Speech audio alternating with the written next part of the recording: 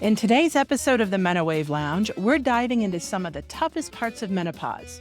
Those nerve-wracking moments with loved ones, waking up to a sense of doom, anxiety, and unpredictable mood swings. Trust me though, you're not alone in any of this. We're sharing personal stories and practical tips to help you navigate these challenges, including how to forgive even when we don't feel like forgiving. Tune in now and discover how to shift those negative emotions and reclaim your peace. Stay with us and let's journey through menopause together with strength and support. Welcome to the Menowave Lounge, hot flashes and cool conversations. Hi, everyone. Welcome to the Menowave Lounge, hot flashes and cool conversations. I'm Robin Duke, Coach Robin, and this is Marti Daly. Hey, everyone. Hi, Marti. So today we're going to talk about some of the things that have come up in the menopause support group. When you have pet peeves with your partner, how do you handle that? Doesn't that just drive you crazy and instantly, this anger comes up? Or we've also seen impending doom, waking up with impending doom. Questions around that, mood swings, anxiety. So today we're going to talk about all of those. What do you think, Marti?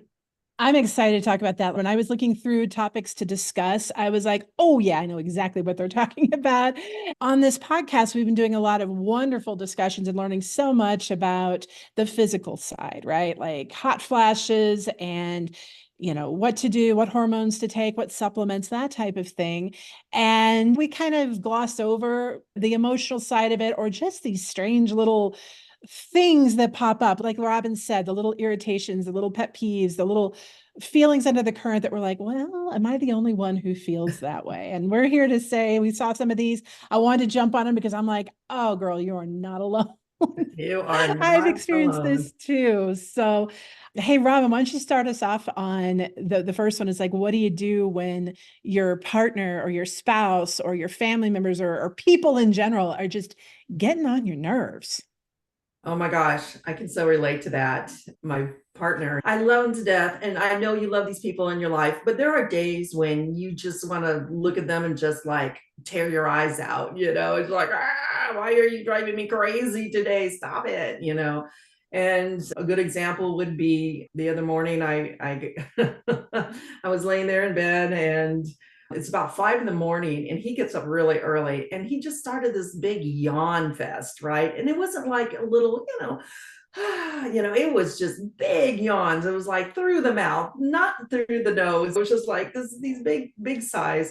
And I'm laying there and I'm sleeping and I'm listening to him go on and on and on. I'm just like, I'm sleeping over here.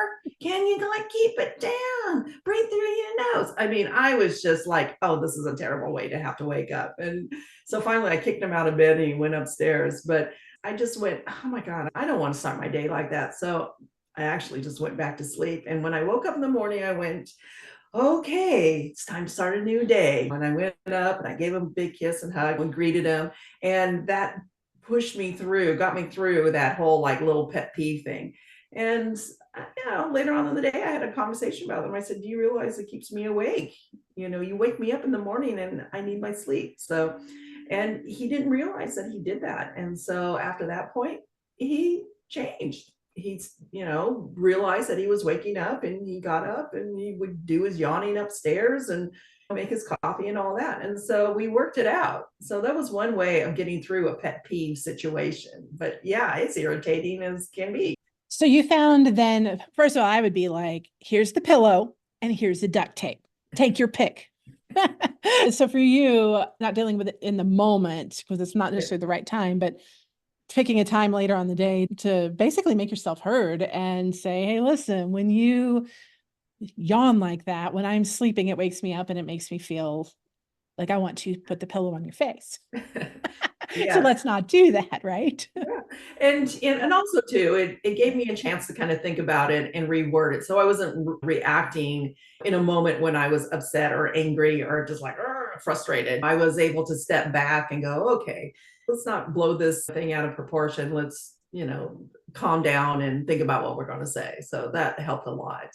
I was thinking because I have people in my house, especially like my husband too, will say or do things that kind of just get on my last nerve. And it's not all the time. And so for me, I feel like sometimes it's like a mixed message because they'll go on and on and on, and it's fine, it's fine, it's fine, it's fine. Yeah, whatever. Ha ha ha ha. And then there'll be just like the last straw, and it's like the, the claws come out. And so I was trying to think of something recent. I think it was like last week or the week before.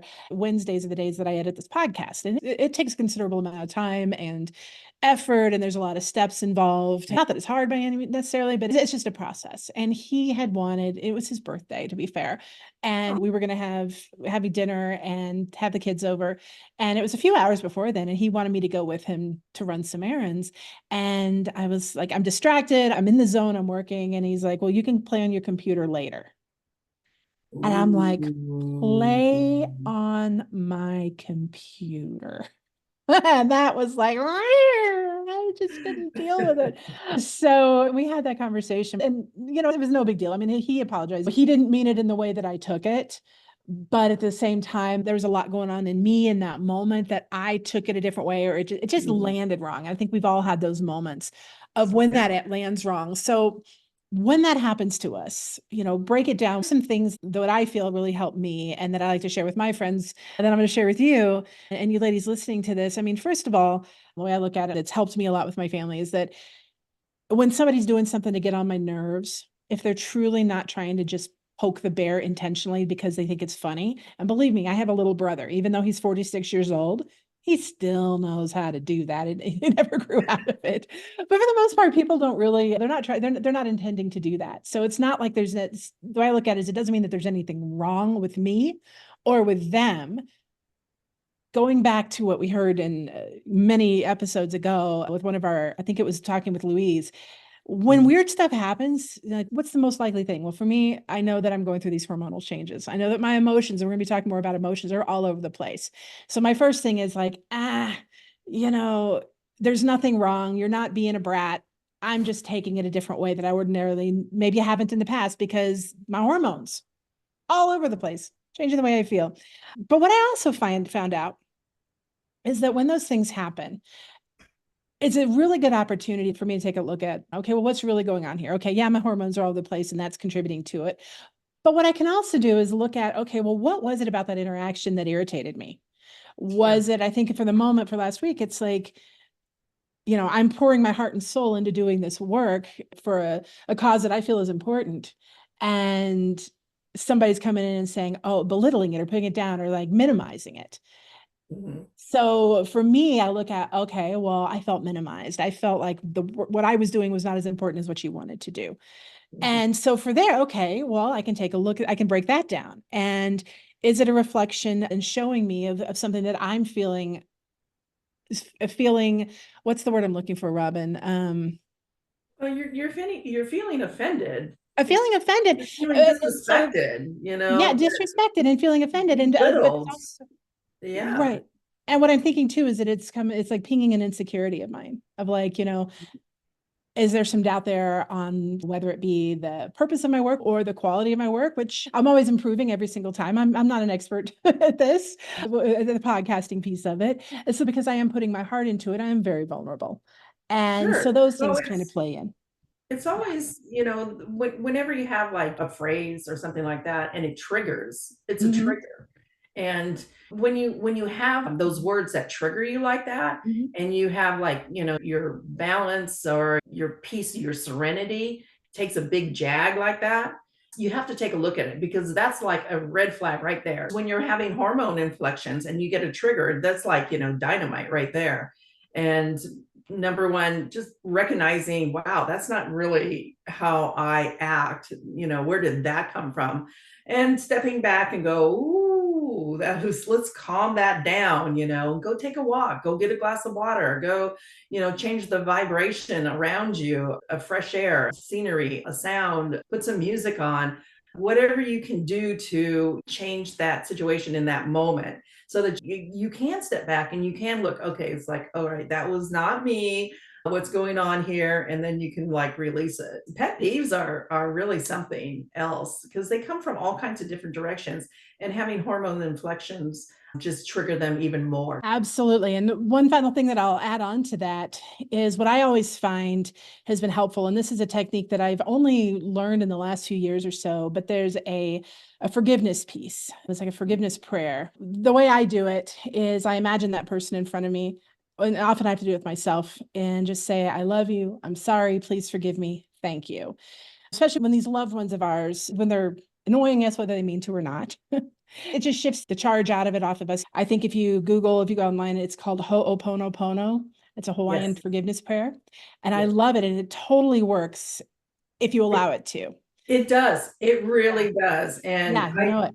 I had listened to a podcast on it and read the book, and I practiced it with my daughter because her and I were going, it's a girl thing, and she was really mad at me for a bit. Yeah. And so for like about 3 or 4 days, every time she would come on my mind, I would say that, Mhm. and I would just release any anxiety. By the end of the week, we came back together and we started talking and we started releasing all of this. And I truly believe it was saying this prayer and releasing that tension between us. So it does work.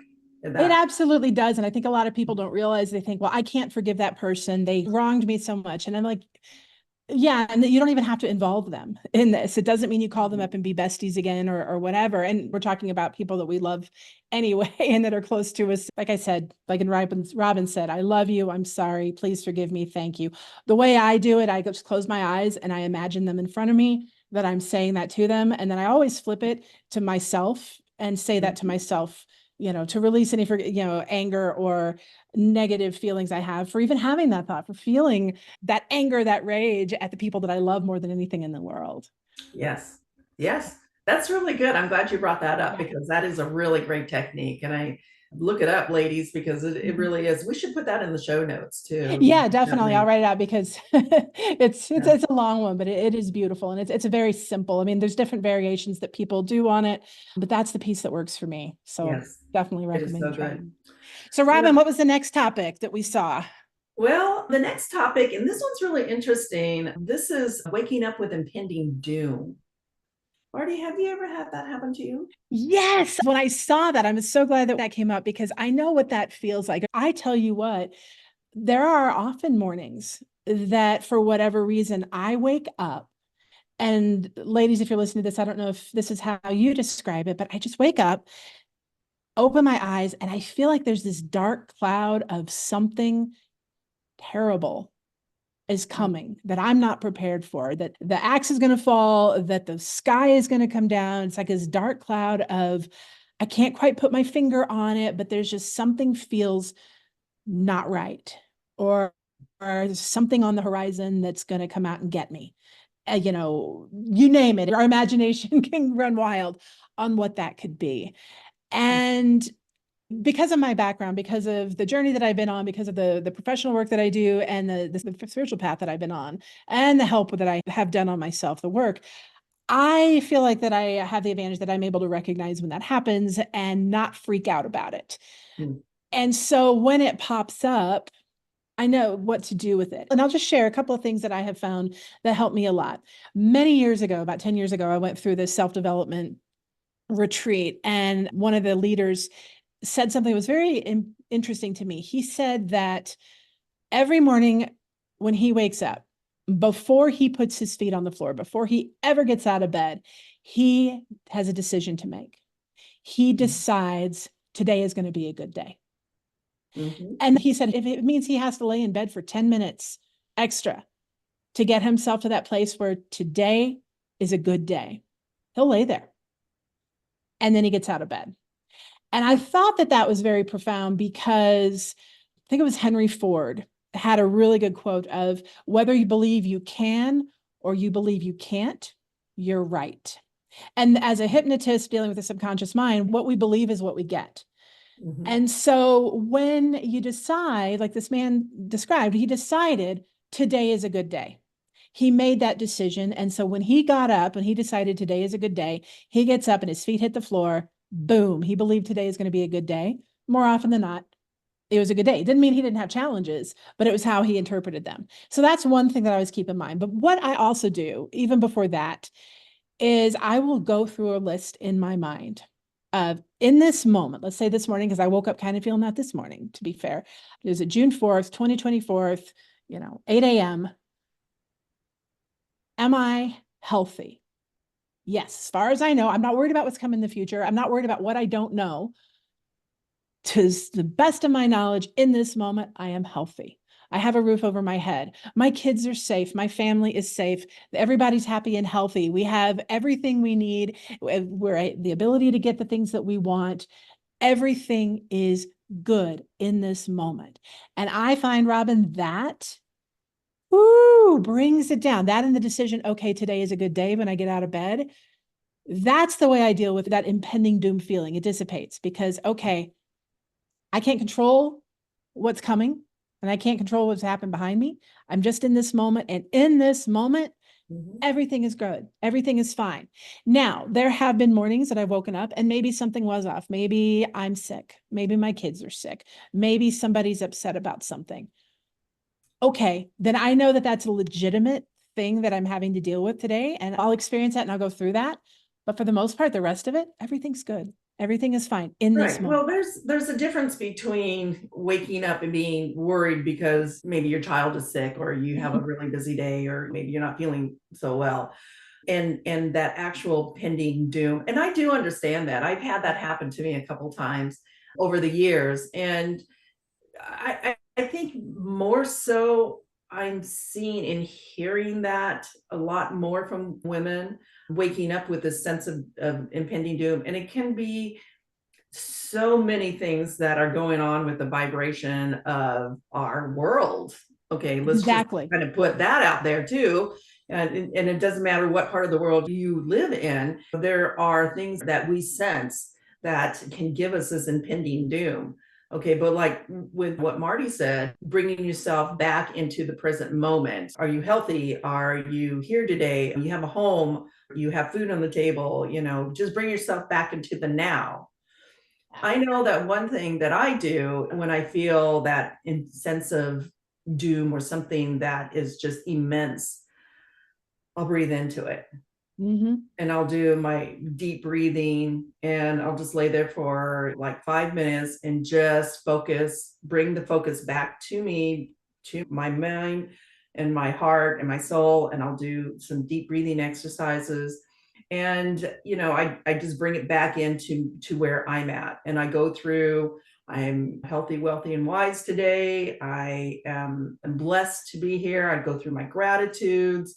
And yeah, and then when I stand up, I know that I'm going to have a good day. And the next thing that I do, and I don't know if this is for works for everybody, but I make my bed. It is the one thing that I do every day. I brush my teeth and then I go back and I make my bed. And now I have a nice clean bed and it somehow just writes the day. It just makes my day so much better, and I go and have my tea or my coffee. And sometimes I'll go back into a meditative state or I'll turn music on if it's still kind of lingering a little bit. But those are things that I do. And changing your mindset at the first thing in the morning, it sets your day and it sets the tone for the day. Yeah. I'm glad you said about the gratitude thing because yes, like you said, do your gratitude exercises where you feel that. So you wake up, you feel that doom. Okay. Am I healthy? Okay. Take a moment and feel into feeling grateful that in this moment I am healthy and really feel that. And then you said about making your bed, it made me smile because one of the other things that my husband used to do is when he wants to relax, when he wants to take a break, when he just wants to chill out, he'll go back to bed and he goes, I'm not sleeping. I'm just chilling out. Well, I can't make the bed when you're in it.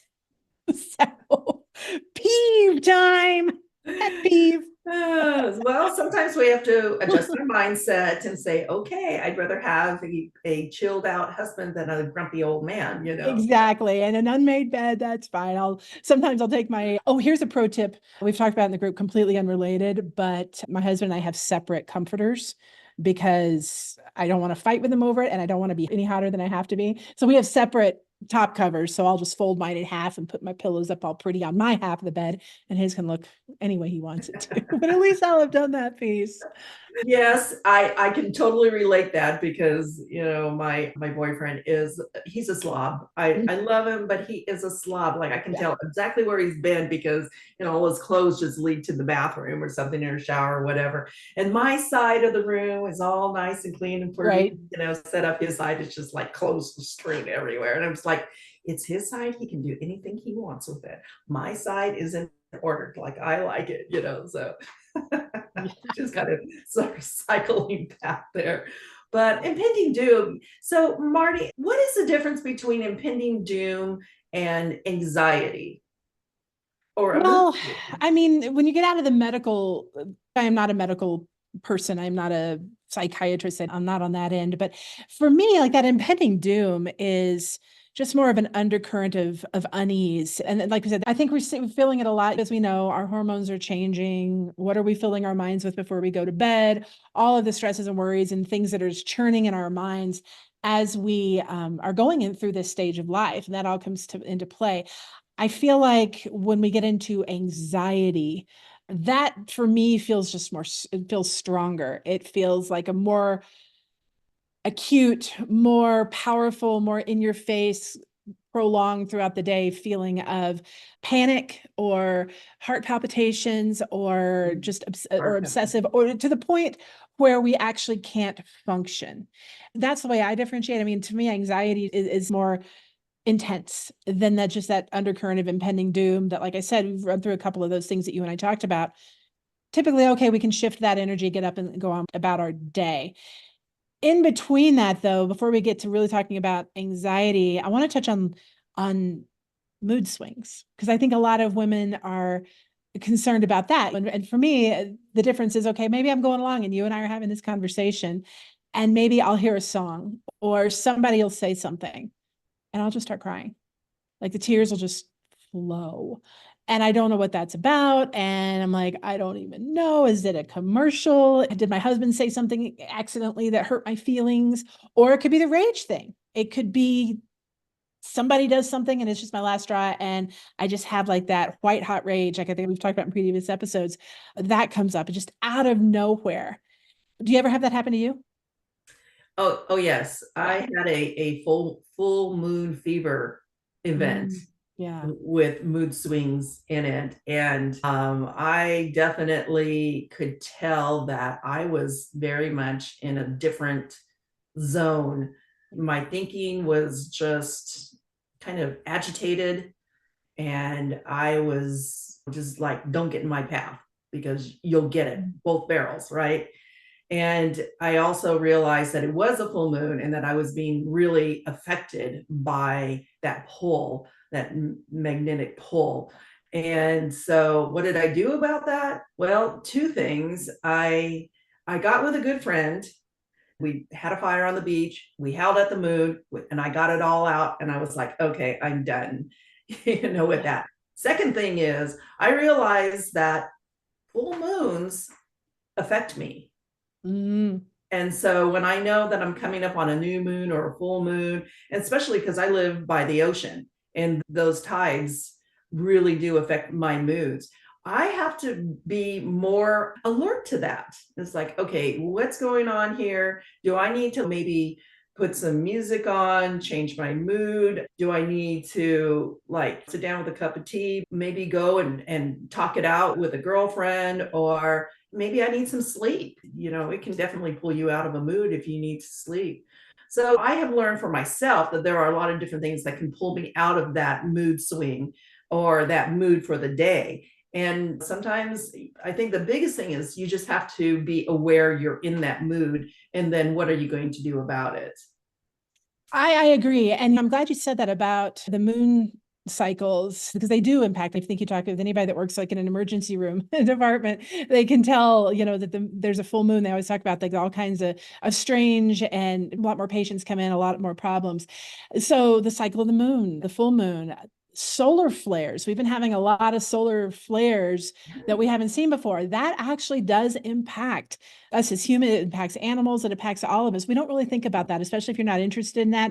And a lot of you are probably sitting there going, what are these girls talking about? But no, believe me, I am interested. This is like a hobby of mine or an interest of mine that can impact us. And of course, our changing hormones. There is so much going on with our changing hormones that there's a whole science behind it, which I want to get into because that's not my wheelhouse, but how it impacts us. It gets us out of our center and it gets us onto like the defensive. And even just for a moment, if you think back, Robin and whoever's listening to this, if you think back to like when you're feeling agitated or you're feeling just that sense of unease and your heart's thumping because our hormones are off the charts or something's happening or we're just mad. I mean, we can feel it. I mean, if you think back to the last time you felt like on edge or just felt like you had one of those mood swings, like this rage coming out of nowhere or the tears coming out of nowhere, whether you're bothered by what it was or just the fact that it's happening, if you think back to where you felt it, you might notice you felt it in some place like your shoulders or your back or your arms or your tension or your, outside of you. And when you are facing the world from that space, it's very easy to get tipped over. Mm-hmm. And it's very easy to get knocked off your game because you're constantly in that trying to defense and push off those feelings, push off of whatever's coming at you. And so what I would say to that, especially if you're like, okay, is it the full moon? Is it my hormones? Okay, it could be all of those things. Even going back to waking up with a sense of impending doom, if there's thoughts coming up to you of like feelings, it's a really good time, I would say, to take a moment and like, what am I feeling right now? Mm-hmm. Okay, I feel sadness. What's that about? Mm-hmm. Is it mine? Robin, you and I were talking about this before we got on the calls. Sometimes, especially if we're people that identify or think of themselves as an empath, someone who picks up the feelings of others very easily, we can run into that. If we're around people, we take on their energy, we take on their emotions, or we feel it. And sometimes it's hard to differentiate. Is that mine? Or is that from somebody else? So let's say, for instance, we're with that friend that's just going through a whole tough time and we've just spent 2 hours listening to her talk about how, this, well, we might take that on and it might pop up for the next day or two or three. And we might feel like, well, is that mine or is that related to her? So that's one thing to take in consideration. Again, our hormones are in the play as well. But when we have something coming up that's really sticking with us, ask ourselves, what's that about? Where's that coming Right. from? What does Right. that mean? Oh, maybe it's important in this moment for fairness. I tell a story that somebody in the group a couple of years ago was jumping all over a woman who just said something like, I want my mommy. And they're like being all over her, like saying, oh, you're a grown woman, grow up. And, it was maybe even said in good fun or what have you. But I've lost my mother. And in that moment, it hit me different. And so I cried for like a couple of hours and I had to ask myself, okay, what is this about? Okay. They were saying catty things to this woman in a group. Okay, it's an injustice. Justice is important to me. Fairness is important to me. It's okay to missing my mother, all the things. That helped me to go through and actually pick that out. Like, hey, well, this is important to me. And that's okay. Once I can own it, then I can let that go. And I found that when I did that more, if I got like some like rage out of the blue, what's that about? Okay. Can I let that go? Is that something I need to deal with? Is that something I need to have a conversation with somebody about? Is that a boundary that I need to set up? Or is it just something that I can just let go of because I never did before? This is a really good time to reflect on that. And I found that the more I was able to do that up front, it happens to me less and less. But yeah, you put on the animal shelter with the dogs with the sad faces. Oh yeah, I'm gonna cry. Oh yeah. I'm gonna cry. I'm gonna cry too. I mean, And if somebody says something mean and it hurts my feelings, I might just cry. And that's yeah, okay because it yeah. happens less and less. You give me puppy dog eyes and I'm gonna, like but good points there, Marty. And I want to say that this is all part of knowing yourself. Mm-hmm. Okay. Yeah. And so many times I'll meet women that have no clue as to what is going on emotionally for them. Yeah. Right. What are their triggers? They just like live on the surface here instead of really knowing who they are inside, what the heart center is saying to me, tuning in to that dialogue that's going on inside of your mind and your heart and your head. And where is that coming from? Why are you taking on those things? And that's part of mindset I work with women to help to identify, number one, what is their mindset, and then how to turn it around so that it becomes a healthy mindset. And once you can start tuning into that, when these things come on, mood swings, anxiety, dread, you check in with yourself. Okay. And some of the techniques that I teach are when you're in the middle of that, how do you pull yourself out? Number one, you have to realize you're there. Number two, you can use different techniques, like, for instance, a scent can take you back or pull you out, because our scent is so strong, making memories. A smell can bring us back to a memory, but it can also clear our emotional mindset as well. Geranium is one of those, and it just all of a sudden just like, and you can just feel that you're lifted. Touching something, like sometimes it's a coin. I always have a seashell or a rock in my pocket. It's just who I am. I'm a beach girl, and I'm always constantly picking that up. But when I feel a little bit of a sense of anxiety, I'll pull that little seashell out, and what it does is it anchors me back to a happier time, and it pulls me out of that anxiety. It pulls me out of that dread or that mood. So that's something that's touch. Okay. Or you can have something on, if you have like a little silky shirt or a warm, like, this is a nice little fuzzy, it keeps me warm, but it also can ground me back to reality, where I can go, okay, that was really weird, but I'm going to process that. You can also refocus your eyes to look outside to see something in the distance. That's another way of, diverting this emotional energy that's coming on you. You can do it that way.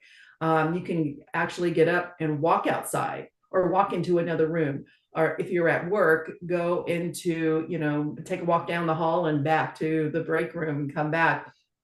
All these things, and you find the one that works for you or is right for you in the moment.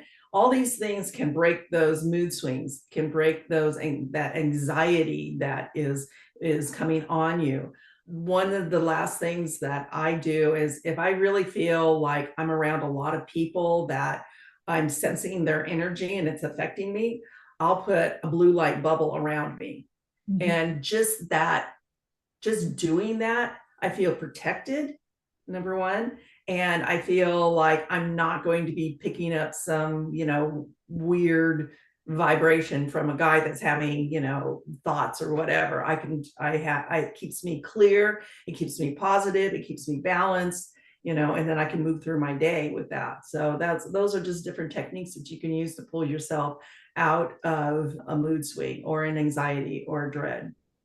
And I like what you said about putting that bubble around. I've heard it described as an energetic condom, if you will. But that's something I taught my daughter back when she was little bitty, is to surround herself with this imaginary bubble of this force field that protects you from any of those energies or thoughts or words from others that are going to disturb you in any way. The only thing that comes into the bubble is what you invite. And that's very, very important, especially when you're going to be around a bunch of energies. If you go to work, or if you're going to the supermarket, or going into a party, or just walking down the street, sometimes you just want to make sure. I always do this before I meet with clients, is to surround myself, and for everybody it's different, whatever you do, what works for you. I surround myself with the loving white protective light of God. That works for me. But like I said, a bubble or a force field, whatever it is, to help kind of offset that. Now, I want to take a moment in the time we have left to kind of go into the anxiety piece of it, because for me, anxiety is very severe, very in your face kind of feeling. I mean, we've got our waking up with impending doom. That's kind of like an undercurrent of unease, of not feeling so great. And then the mood swings were up and down, but then there's the anxiety. And I see a lot of women talking about it's to the point where they can't function in their day-to-day life. Like they're afraid to go to the doctor. They're afraid of driving anymore. They feel like they're dying all the time. I mean, it's really impacting their day-to-day life. And what I'm going to say to that is, first of all, our bodies are changing. And as our bodies are changing, we're sensing things. We're getting heart palpitations for hormones or whatever reason. Obviously, this goes out saying, go get yourself checked out with a doctor, make it to rule out anything else going on. But if they can't find anything, then it is maybe more emotional, or is caused by the hormone fluctuations. Which comes first, the chicken or the egg? Our hearts are fluttering, or we're getting hot. And then our subconscious mind is triggered to remember something in the past that maybe felt like that. And that's bring forth some old stuff that can combine with the new stuff. And then our subconscious minds are trying to protect us and say something is wrong, you're in danger. Same thing too, we might feel like we're in danger, we feel like something's going on, it feels like something else that happened in the past, and then our bodies respond. So we've got that going on. Now, this is a time as we go through menopause, as our hormones are changing, all these emotions are coming up. It's time to decide, are we ready to let this go? Do we need to do work to explore what that is and reframe it, is to shift it? And so there's ways to do that. If we're feeling a certain way, we encounter something, it triggers a memory, it triggers a thought, it triggers a physical reaction that's tied to something else. For example, last summer, and this hasn't happened to me, I think I've had like 2 panic attacks in my life. But last summer in Colorado, we get a lot of storms, a lot of hail. And my son was at the skateboard park and a hailstorm was coming through. And so I was trying to drive to go get to him, and the hail started. And thankfully I picked him up before he was getting bonked with, with hailstones, but the car was getting beat. So I pulled over into the grocery store parking lot, and we're just getting hammered with these like golf ball sized hail. Now, 3 years ago, we got caught in a hailstorm and our car was totaled. I mean, windows shattered out, frame bent, I mean, completely totaled out. And as I'm sitting there and I'm hearing every single hail thing hit the car, I'm like freaking out. Like my son is like, what on earth is the matter with you? And I'm like, every time I would hear the tin can hit, I was just like feeling this panic. And the thing is that I knew what was happening as it was happening. And I feel like because I knew what was happening, I also knew that it would be over with very soon. And I was able to process it through that way. I did a little bit of EFT, which is the tapping technique. I was able to do some of that to get that to go away. But I also knew that, yes, a few years before, that meant we lost a car. And loss took me back further to, 12 years ago, I lost everything in a wildfire. My whole house and all my possessions burned down. And so there's that feeling of being out of control, of destruction, of things that I can't control, and bad stuff happening. And if I wanted to, I could probably go back to further, all the way back into my past of following that feeling of loss, of fear, of that out of control, all these different places. Mhm. So my point is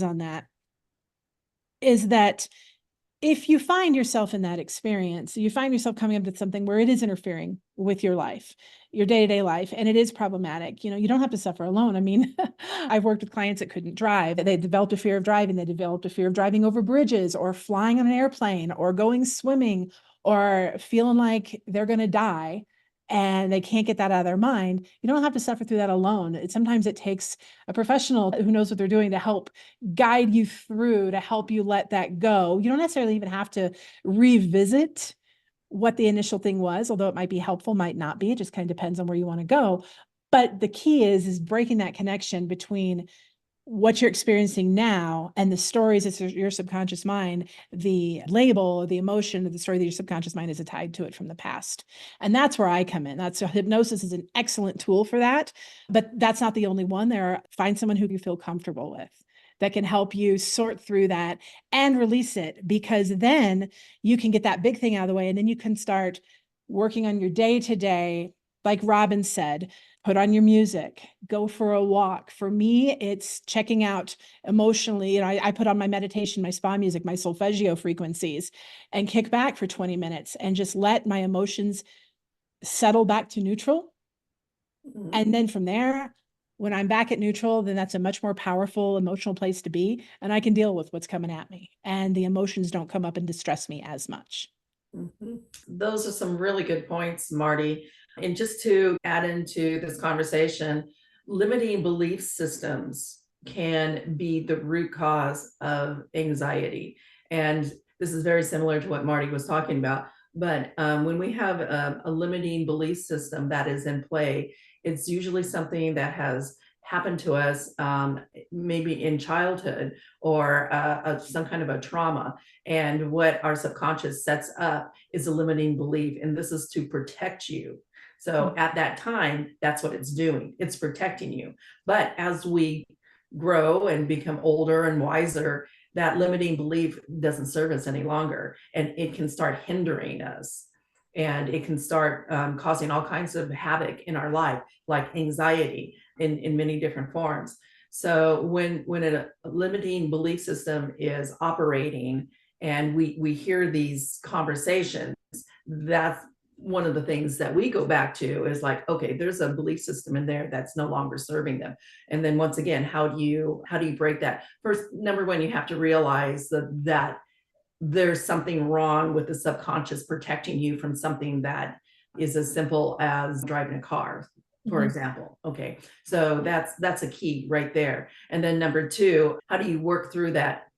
It's very simple. You either work with somebody like Marti in a hypnotherapy session. You can work with somebody like me, where we will go back into the past and talk about that trauma and reframe it and refocus it so that that belief system can be released. It can be forgiven, and then you can put into it and fill that place, that limiting belief system, with a true statement of what it is today for you, and then you can start a healing process. So these are things that you can do and to work through anxiety. But once again, the key is recognizing from that anxiety what's going on. Even if you don't know what it is, reach out, talk to us, because we can definitely help you work through it.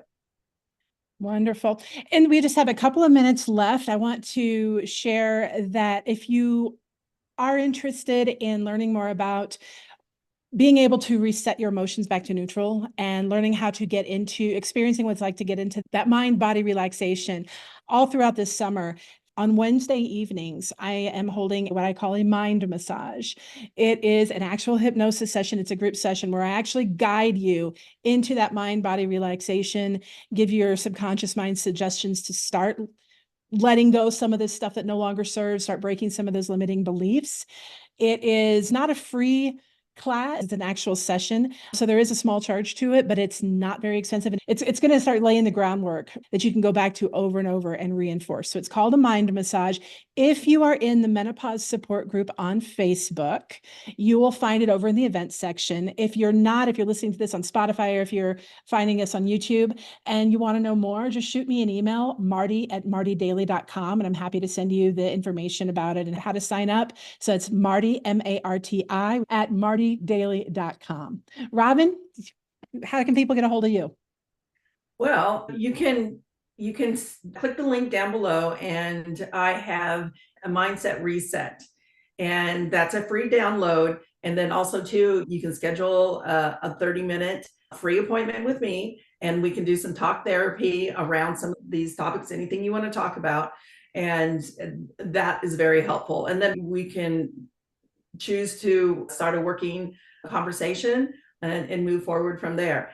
These are tools that are very, very helpful. And I would really recommend, ladies, please take advantage of them, because this is what we do. This is our passion. We are professionals when it comes to shifting your mindset, helping you to live a healthier, balanced life, finding your passions, breaking through all those old anxieties. So please, ladies, smash that like button and go down and look at those links and take advantage. Reach out to us. Let us know in the comments what you think. And we're happy and open to be here and talk with you more. Absolutely. Thank you so much, Robin. This is a really fun conversation. And let us know, how do you deal with people who annoy you? How do you deal with that impending doom? What are some of the thoughts? What are some of the go-tos that you have when you're dealing with those mood swings? Or what's just kind of a lighthearted way that you look at it? Or what's a cool story that you could reframe or that you could create? What else could be true? What's a story when you get that? Drop them in the comments or shoot us an email. We love your feedback. And go out to subscribe to us on YouTube, on Spotify, wherever you can get a podcast. Yeah. All right, Robin, thank you so much. Thank you so much. And thank you, everyone, for tuning in to the Menowave Lounge. Hot flashes and cool conversations. Thank you for joining us in the Menowave Lounge. If you'd like to connect with Marti, Robin, our guests, or any of our expert Menowave care providers for personalized advice and support, head on over to our website at menowave.org and fill out an assessment that will match you with a provider who knows just how to help. Remember, you don't have to face menopause alone. Our team is here to provide the guidance and care you deserve. So, Take that step towards reclaiming your well-being and connect with a Menowave care provider today. Thank you again for tuning in, and we'll catch you on the next episode of the Menowave Lounge, Hot Flashes and Cool Conversations.